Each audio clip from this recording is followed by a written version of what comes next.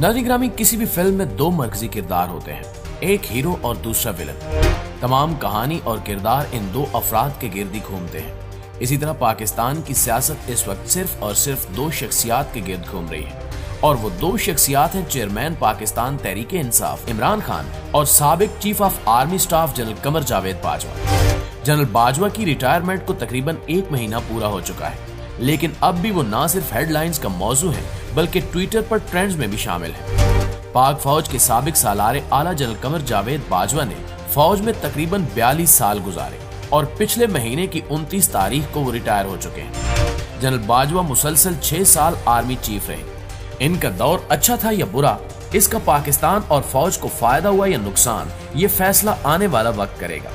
जहां तक इस सवाल का ताल्लुक है कि वो इस वक्त पाकिस्तानी सियासत में विलन है या हीरो, तो इसका फैसला हम अवाम पर छोड़ते हैं।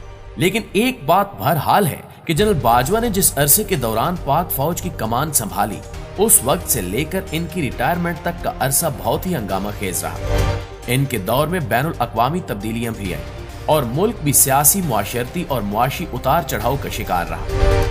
2001 में अफगानिस्तान में घुसने वाला अमेरिका भी जनरल कमर जावेद बाजवा के दौर में ही बहुत ही बेआबरू और जलीलो रुस्वा होकर अफगानिस्तान से निकले। रूस यूक्रेन जंग भी जनरल बाजवा के दौर में शुरू हुई। भारत की जानिब से नाम नेहाद सर्जिकल स्ट्राइक और इसके जवाब में पाकिस्तान का ऑपरेशन स्विफ्ट रिटार्ट भी जनरल बाजवा ही की मुद्दत मुलाजमत के दौरान रूनुमा हुआ। इन हालात को देखते हुए ये कहा जा सकता है कि मुस्तकबिल की सियासी और अस्करी दोनों क़यादतों को चीन, भारत, अफगानिस्तान, अमेरिका, यूएई, सऊदी अरब और रूस से डील करने के लिए बार बार जनरल बाजवा से मशवरे की जरूरत रहेगी, क्योंकि इन तमाम मुल्कों के साथ ताल्लुकात में जनरल साहब ने काम भी किया और इनकी क़यादत से जाती ताल्लुकात भी इस्तवार किए। रिटायरमेंट के बाद आए रोज जनरल बाजवा खबरों में इन रहते हैं। कभी इमरान खान की जानिब से इन पर लगाए जाने वाले इल्जामात की वजह से, तो कभी जनरल बाजवा खुद किसी एंकर या सहाफी से मुलाकात की वजह से खबरों की जीनत बनते रहते हैं। और अब लगता यह है कि जनरल बाजवा सियासत में एंट्री मारने को बेताब है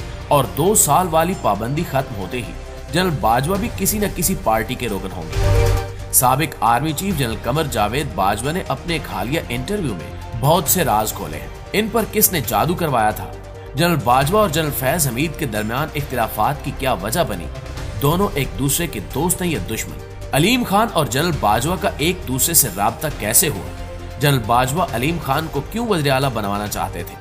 अपने इंटरव्यू में साबिक आर्मी चीफ ने इन तमाम सवालात के जवाब दिए हैं, जो इस वीडियो में आगे चलकर आपको पूरी तफसील के साथ बताया जाएगा। दोस्तों, सीनियर सहाफी जावेद चौधरी को दिए जाने वाले इंटरव्यू में जनरल कमर जावेद बाजवा ने एतराफ किया कि इन पर जादू कराया गया था, और इस बात का जिक्र इमरान खान ने जनरल कमर जावेद बाजवा से किया। इमरान खान ने इन्हें बताया कि इनकी अहलिया बुशरा बीबी के मुताबिक जनरल बाजवा पर जादू कराया गया है।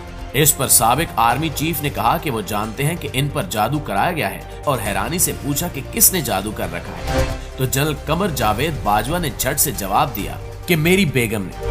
उन्होंने बताया कि इनकी शादी को तकरीबन 34 साल हो चुके हैं और दोनों में अब तक पहले जैसा प्यार और नोक झोंक जारी रहती है।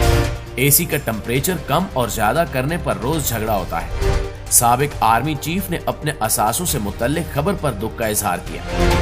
जावेद चौधरी के मुताबिक बाजवा साहब ने कहा कि वो जानते हैं एफबीआर के एहलकारों ने 20 लाख रुपए लेकर 50 लोगों का डाटा लीक किया, और रिपोर्टर ने जनरल बाजवा के समधी साबिर मिट्ठू के असासे उनके खाते में डालकर इन्हें बदनाम कर दिया। उन्होंने कहा कि मैं अब अपने असासों का फ्रांसिक ऑडिट करवा रहा हूँ।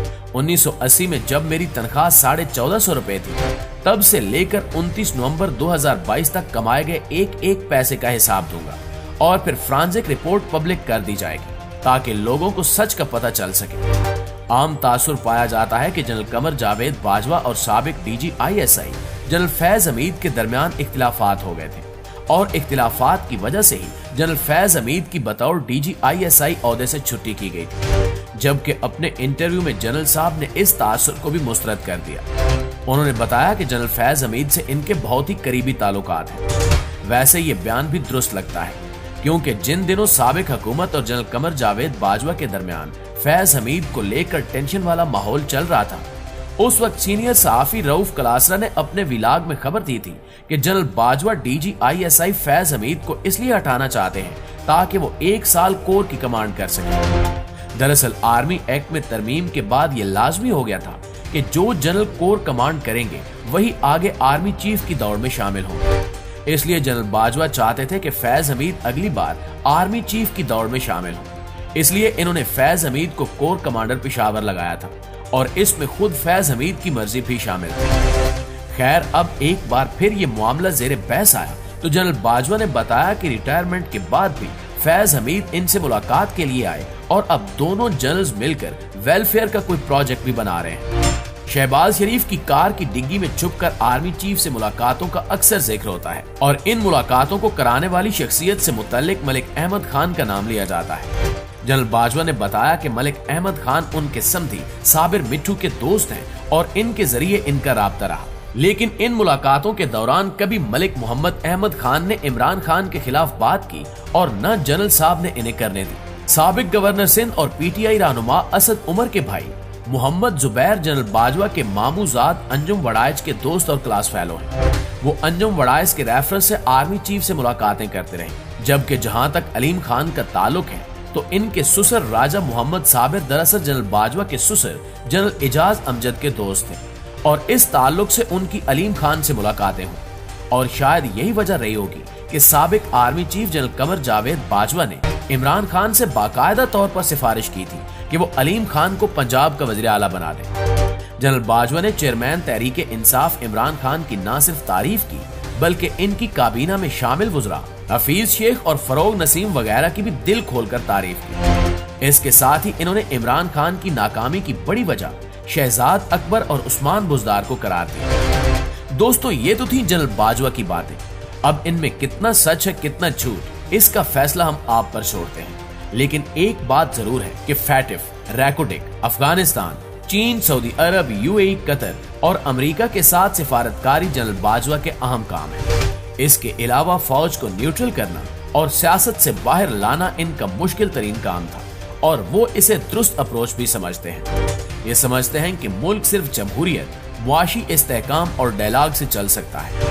ये समझते हैं कि सियासतदानों को एक दूसरे के साथ बैठकर बातचीत के जरिए अपना बोझ खुद उठाना चाहिए ताकि फौज सिर्फ सिक्योरिटी पर तवज्जो दे सके। अब देखते हैं कि जनरल बाजवा की जानिब से शुरू की जाने वाली न्यूट्रल रहने की पॉलिसी पर कब तक अमल दरामद होता है या एक बार फिर स्टैब्लिशमेंट की जानिब से मुदाखलत का सिलसिला शुरू कर दिया जाएगा। हमेशा की तरह इस दुआ के साथ इजाजत दीजिए कि अल्लाह रब्बुल इज्जत हम सब का हामी और नासिर हो। आमीन सुमा आमीन।